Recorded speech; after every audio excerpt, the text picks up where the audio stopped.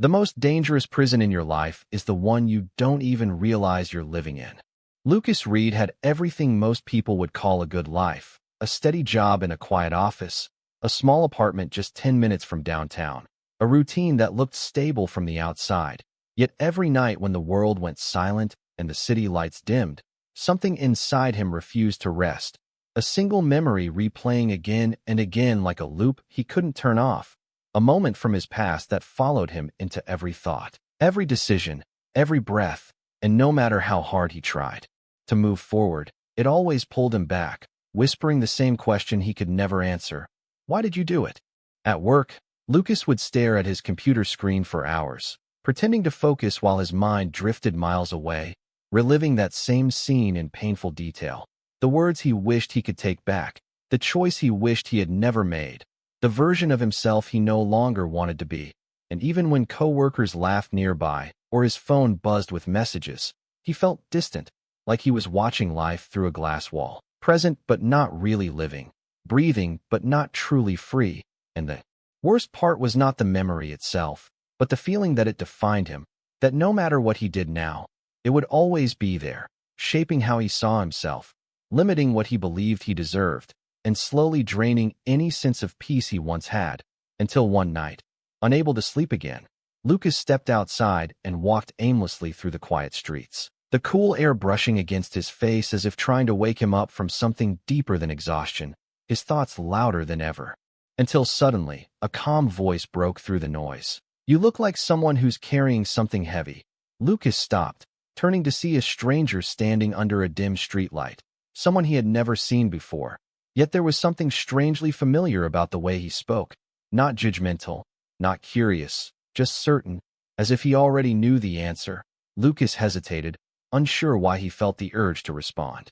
But something inside him finally cracked. "It's not something I can put down," he admitted quietly, and the stranger simply nodded, taking a step closer before saying something that made Lucas freeze in place. "What if I told you? You've been holding on to something that doesn't exist anymore." Lucas felt his chest tighten as the stranger's words echoed in his mind. Something that does not exist anymore. It sounded impossible, almost absurd, yet it stirred something deep inside him, something he could not explain. He frowned and shook his head slowly. "That does not make sense," he said, his voice low and uncertain. "I remember it clearly, every detail, every word. It is real." The stranger studied him for a moment, calm and unshaken, then asked quietly, "Is it real right now, in this moment, or is it only real in your mind?" Lucas hesitated, his thoughts racing. He wanted to argue, to defend the weight he had been carrying for so long. But the question caught him off guard, because the truth was simple and uncomfortable. The moment was gone, it had happened, and now it only lived inside his head, replaying again and again, shaping everything. "I cannot stop thinking about it," Lucas admitted, his voice barely above a whisper. "It just comes back, no matter what I do." The stranger nodded as if he had heard this many times before, then said, "Then do not try to stop it." Lucas looked up, confused. "What do you mean?" The stranger stepped closer into the soft glow of the streetlight, his expression steady. "Tomorrow, you will live one full day, 24 hours, without trying to push the memory away, without fighting it, but also without holding on to it." Lucas frowned deeper. "That sounds like the same thing," he replied, frustration creeping in, but the stranger shook his head gently. "No, it is very different. Right now, you are either chasing the memory or running from it. Both ways, you are still tied to it." Lucas stayed silent, the idea slowly sinking in. "So what am I supposed to do?" he asked, and the stranger answered simply. "When the thought comes, you notice it, and you let it pass, like a car driving by. You do not jump in, and you do not stand in front of it. You just watch." Lucas almost laughed, not because it was funny, but because it felt too simple for something that had controlled his life for so long. "That is it," he said, disbelief clear in his voice. "That is how I fix this." The stranger did not argue. He only said, "Try it for one day, and you will see something you have never seen before." Lucas looked at him, searching for more answers, more explanation, something solid he could hold on to. But there was nothing else, just that calm certainty. "And what if it does not work?" Lucas asked, the doubt still heavy inside him. The stranger paused, then replied, "Then you will know that what you are holding on to is stronger than you. But if it does work, you will realize it was never holding you at all." The words lingered in the quiet air, and before Lucas could say anything else, the stranger stepped back into the darkness, leaving him alone with a challenge that felt both simple and impossible at the same time. And for the first time in a long while, Lucas was not sure whether he was more afraid of failing or of what might happen if he actually succeeded the next morning. Lucas woke up earlier than usual, not because he felt rested, but because his mind was already moving, already waiting, as if it knew today would be different. He sat on the edge of his bed, staring at the floor for a long moment, remembering the stranger's words, "Do not fight it, do not hold it, just watch." It sounded simple when he heard it, but now, in the quiet of the morning, it felt like standing at the edge of something unfamiliar, something he was not sure how to face. He took a slow breath and stood up, telling himself it was just one day, just 24 hours, nothing more. As he made his way through his usual routine, brushing his teeth, making coffee, getting dressed, everything felt slightly heavier, not because anything had changed, but because he was aware of every thought, every small shift in his mind. And it did not take long before the memory appeared again, sudden and sharp. Like it always did, the same scene, the same words, the same feeling of regret rising in his chest. His instinct was immediate, to push it away, to distract himself, to reach for his phone or turn on the television. But then he stopped, remembering the rule: do not run, do not chase, just watch. So he stood there, coffee cup in his hand, and let the thought sit, not diving into it, not arguing with it, just noticing it. And for a few seconds, nothing happened. The memory stayed, heavy and uncomfortable, pressing against him. But then, slowly, something unexpected occurred. It began to fade, not completely, not all at once, but enough for him to notice that it did not have the same grip when he was not feeding it. Lucas blinked, surprised. He had always believed the memory controlled him, but now it felt different, like it needed his attention to survive, like it depended on him more than he depended on it. As he left his apartment and walked down the street, the city moving around him in its usual rhythm, cars passing, people talking, distant sounds blending together, the memory returned again, this time stronger, almost as if it was testing him, pulling him back into the same loop. And again his instinct was to react, to analyze, to fix. But he stopped himself, taking a breath, watching the thought as if it belonged to someone else. And once again, after a moment, it softened, losing its edge. And as the hours passed, this pattern repeated itself. The thought would come, he would notice it, and then it would pass, sometimes quickly, sometimes slowly, but always without the same power it once had, until something even stranger began to happen. There were moments, small and quiet, where the memory did not appear at all, moments where he was simply walking, or sitting, or listening, without that constant weight in the background. And in those moments, Lucas felt something he had not felt in a long time. Not happiness, not excitement, but something simpler, something lighter, a sense of space. As if for the first time, there was room in his mind for something other than the past. And yet, with that space came a new question, one that unsettled him, even more than the memory ever had.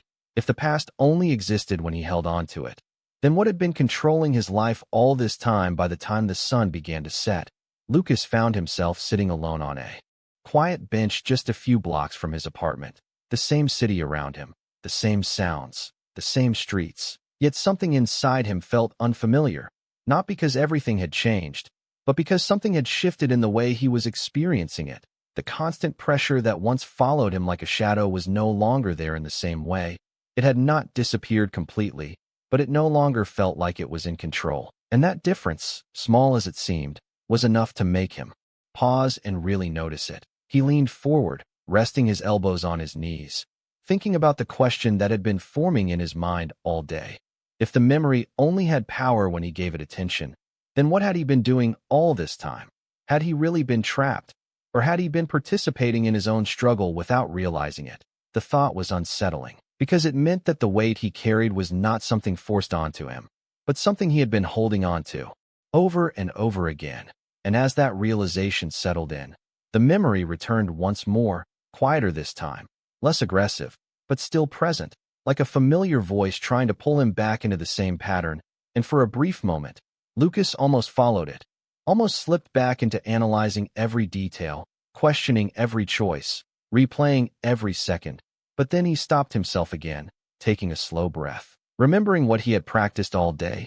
Just watch, do not react, do not attach. And as he did, something even more unexpected happened. The memory did not just fade. It felt incomplete, like a story missing pieces, like something that had been repeated so many times that it no longer felt entirely true. And that was the moment something deeper began to surface, not just about the memory itself, but about the way he had been seeing it, because for so long, Lucas had believed that what he remembered was exactly what had happened, clear and fixed, something unchangeable. But now, sitting there in the quiet of the evening, he started to notice small cracks in that certainty, details that felt exaggerated, emotions that felt stronger than they should have been, conclusions that seemed to come from fear rather than fact. And the more he observed without reacting, the more those cracks became visible, until a new question formed in his mind, one that felt even more unsettling than anything before. What if the memory he had been holding on to was not completely accurate? What if over time, without even realizing it, he had reshaped it, replayed it, added meaning to it, until it became something heavier than it ever was in the first place? Lucas sat still, his heart beating a little faster, not from fear, but from the weight of that possibility. Because if that was true, then it meant something important, something that changed everything. It meant that the thing he thought was controlling his life might not be as solid as he believed. And as that thought settled in, he looked around at the world moving quietly in front of him. And for the first time, he did not feel like he was standing outside of it, watching from a distance. Instead, he felt present, right there in that moment. And yet, at the same time, a new realization was beginning to rise, one that he was not fully ready to face. Because if the past was not what he thought it was, then the question was no longer how to escape it, but why he had chosen to hold on to it for so long. Lucas stayed on that bench long after the sky had turned dark, the city lights now glowing softly around him. But his attention was no longer on the streets or the passing cars. It was turned inward, focused on something he had never questioned before, not the memory itself, but the reason he kept returning to it. Because now that the memory had begun to lose its sharp edges, something else was becoming visible underneath, something quieter but more persistent, a feeling he had not fully acknowledged. It was not just regret, it was something deeper, something tied to how he saw himself. And as he sat there, watching his thoughts come and go without reacting, he began to notice a pattern every time the memory appeared. It carried the same message, not just about what happened, but about who he believed he was because of it. A person who made mistakes, a person who could not be trusted, a person who did not deserve to move forward. And that realization made him pause, because for the first time, he saw that the memory was not just a memory. It had become a story he had been telling himself again and again, shaping his identity around a single moment. And without even realizing it, he had accepted that story as truth, never questioning it, never stepping back to see if it was complete. And now, as he looked at it from a distance, without immediately reacting, it began to feel different, less like a fact and more like an interpretation, something that could be seen in more than one way. Lucas took a slow breath, his mind moving carefully, almost cautiously, as if he was exploring unfamiliar ground. Because if the meaning he had attached to that memory was not fixed, then it meant something important. It meant that the weight he had been carrying was not only about what happened, but about what he believed it said about him. And that belief, repeated over time, had quietly shaped every decision, every hesitation, every doubt, keeping him stuck in a version of himself that no longer needed to exist. The thought was both unsettling and strangely freeing, because it introduced a possibility he had never considered before, that maybe he was not trying to escape his past. Maybe he was trying to escape the identity he had built around it. And as that idea settled in, Lucas felt a shift, subtle but real, like a door opening just slightly, revealing something beyond what he had been focused on for so long. He looked around again, the same street, the same quiet night, but now it felt different, not because the world had changed, but because he was no longer looking at it through the same lens. And in that moment, a new question emerged, one that felt more important than anything he had asked before. If the story he believed about himself was not entirely true, then who was he without it? And for the first time, that question did not feel like a threat. It felt like an invitation. Lucas did not move from the bench right away, because the question that had just appeared in his mind refused to leave. It stayed there quietly, without pressure, without urgency, but with a depth he could not ignore. Who was he without that story? For years he had answered that question without realizing it. He was the one who failed, the one who made the wrong choice, the one who carried that moment as proof of who he was. But now, as he sat in the stillness of the night, something inside him hesitated, not because he had found a new answer, but because for the first time, he saw that the old answer might not be the only one. And that realization alone felt unfamiliar, almost uncomfortable, like stepping into a space where the rules were no longer clear. He took a slow breath and stood up, beginning to walk back toward his apartment, the cool air grounding him in the present moment. And as he walked, the memory returned again, softer now, less demanding, but still present. And once again, he did not resist it. He did not follow it. He simply noticed it. And as he did, something else became clear. The memory was not the problem. It was just an event, something that had happened and then passed. What gave it power was the meaning he had attached to it, the identity he had built around it.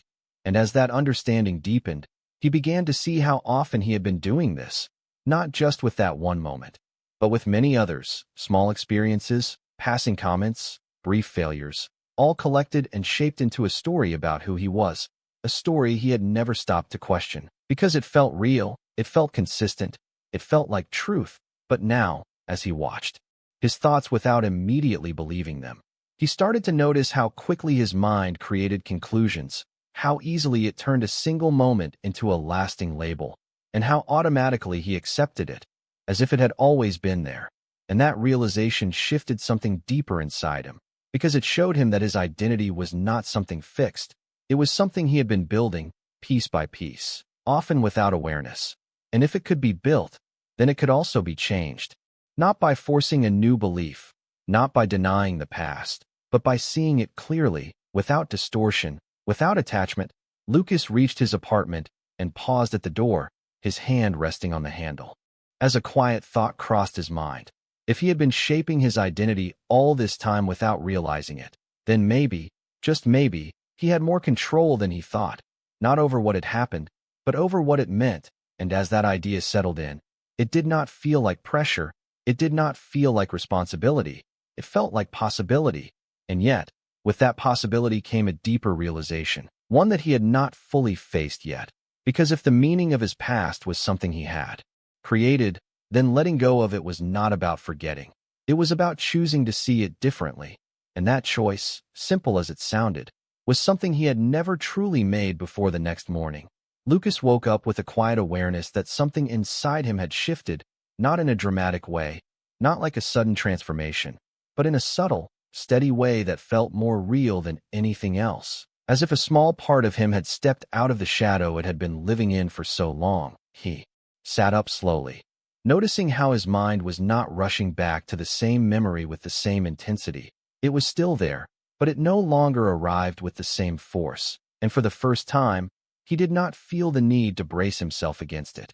Instead, he simply observed it, the way he had practiced the day before. And something surprising happened. The memory passed more quickly than usual, like a wave that did not fully rise before it faded. And that small moment was enough to show him something important, that the space he had felt yesterday was not temporary. It was something he could return to, something that existed whenever he allowed it. As he moved through his morning routine, everything felt slightly clearer, not because his life had changed, but because his attention had changed. He noticed the sound of water running, the warmth of his coffee, the quiet rhythm of the day beginning. Things that had always been there, but had been overshadowed by the noise in his mind. And as he stepped outside, the air felt different, not physically, but in the way he experienced it, as if he was finally present enough to feel it. And yet, as he walked down the street, the memory returned. Again, softer, but still persistent. And this time, something new happened. Instead of just watching it, Lucas began to question it. not in a forceful way, not trying to argue with it, but simply looking at it with curiosity, as if he was seeing it for the first time. And as he did, he noticed something he had never allowed himself to see before. The memory was not complete. It was focused on one part, one moment, one interpretation, but there were other parts he had ignored, other details he had not considered, moments where he had tried, moments where he had cared, moments that did not fit the story he had been telling himself.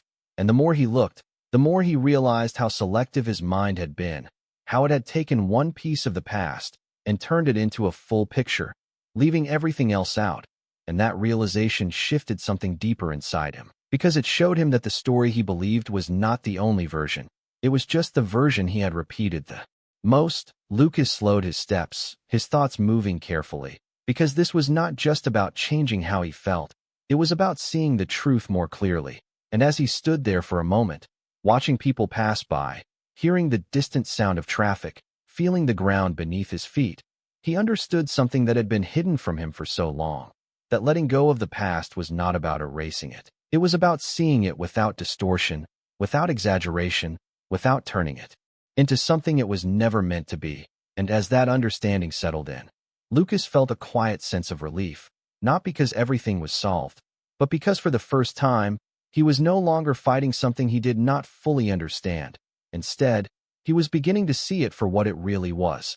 And that alone was enough to change the direction of everything that came next. Later that afternoon, Lucas found himself walking back to the same quiet street where everything had started, not because he planned to, but because something inside him felt drawn there, as if there was still something unfinished waiting for him.